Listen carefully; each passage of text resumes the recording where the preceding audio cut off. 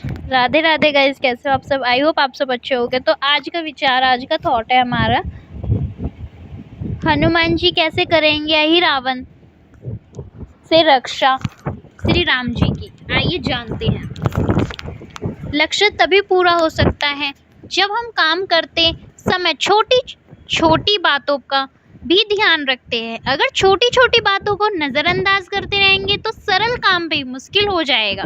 लक्ष्य बड़ा हो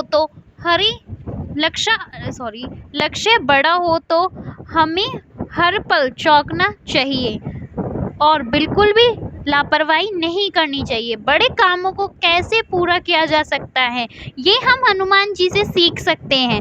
हनुमान जी और अहिरावण से जुड़ा प्रसंग। श्री राम अपनी वानर सेना के साथ लंका पहुंचे गए थे।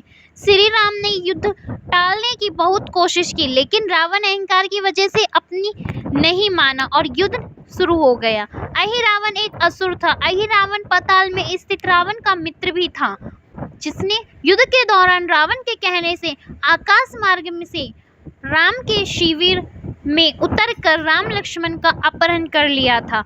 मायावी अहिरावण की माया में फंस गए थे श्री राम और लक्ष्मण। श्री राम और रावण के बीच युद्ध का चौथा दिन था। रावण ने अपने मायावी भाई अहिरावण को युद्ध के लिए बुला लिया था। अहिरावण माया रचने में पारंगत था। उसने ऐसी माया रची कि उसने श्री राम और लक्ष्मण के साथ ही पूरी वानर सेना फंस गई थी। अहिरावण अपने भाई विभीषण के रूप में श्री राम और लक्ष्मण के शिविर में पहुंचा था और धोखे से श्री राम के साथ लक्ष्मण को बंदी बनाकर किसी गुप्त स्थान पर ले गया था। पूरी वानर सेना अहिरावण की माया को समझ नहीं सकी। जब उसकी माया हटी तो श्री राम और लक्ष्मण उनके शिविर में नहीं थे। तभी उन्होंने बहुत खोजा, लेकिन श्री राम और लक्ष्मण दिखाई नहीं दिए। हनुमान जी को भी ये समझ नहीं आ रहा था कि राम लक्ष्मण कहाँ हैं और किसने उनका हरण किया है। विभीषण ने बताया था अहिरावण के बारे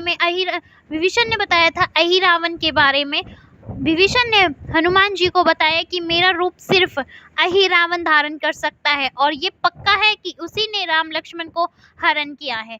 विभीषण ने हनुमान जी को अहिरावण के गुप्त स्थान के बारे में जानकारी दी। विभीषण ने हनुमान जी को बताया कि अहिरावण मां भवानी का भक्त है और उसके 5 दिशाओं में 5 दीपक जलाए हैं। जब ये 5 दीपक एक साथ बुझेंगे तभी अहिरावण की शक्तियां खत्म होंगी।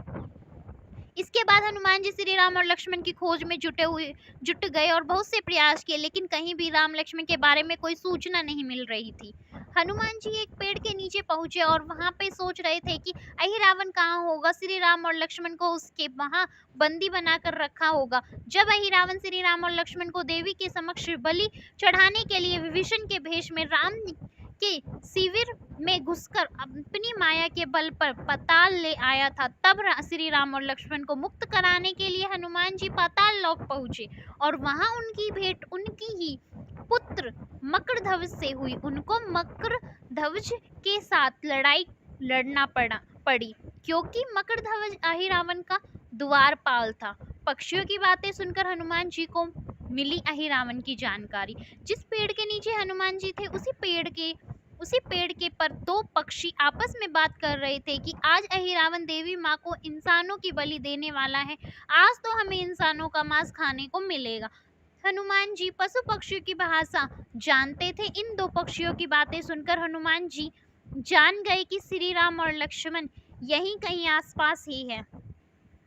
पक्षियों की बात सुनकर हनुमान जी की पूरी ऊर्जा के साथ एक बार फिर उस क्षेत्र में श्री राम और लक्ष्मण की खोज में लग गए। जल्दी ही हनुमान जी को अहिरावण का गुप्त स्थान मिल गया और हनुमान जी जब अहिरावण के गुप्त स्थान पर पहुंचे तो वहां उन्होंने 5 दीपक रखे और उसके बाद उन्होंने पंचमुखी रूप धारण किया और 5 दीपक एक साथ बुझा दिए। इसके बाद अहिरावण की शक्तियां खत्म हो गई थी। हनुमान जी ने अहिरावण का अंत किया और वहां से श्री राम लक्ष्मण को मुक्त करा लिया। हनुमान जी ने अहिरावण का वध कर प्रभु श्री राम और लक्ष्मण को मुक्ति कराई और मकरध्वज को पाताल लोक का राजा नियुक्त करते हुए उसे धर्म के मार्ग पर चलने की प्रेरणा दी।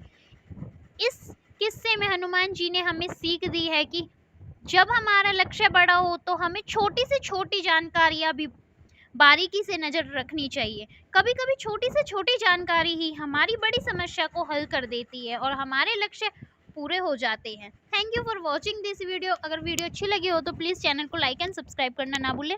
Thank you for watching this video.